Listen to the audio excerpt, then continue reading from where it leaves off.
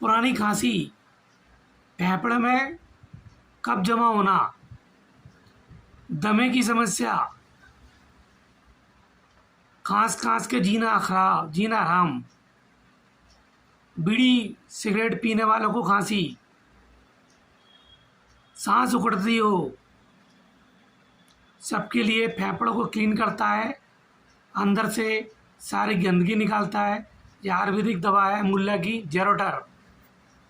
इसकी कीमत है मात्र 240 रुपये और 200 ml में है।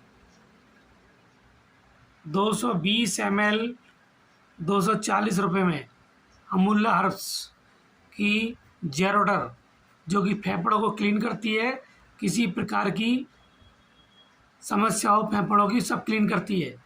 इतने सारे पदार्थ इसके अंदर मिले हुए हैं और पूरी तरह आयुर्वेदिक है, विदाउट साइड इफेक्ट। खरीदने के लिए कॉल करें। हरी सिंह कुशवाहा, लश्कर, ग्वालियर, मध्य प्रदेश। मोबाइल नंबर है 9425777886।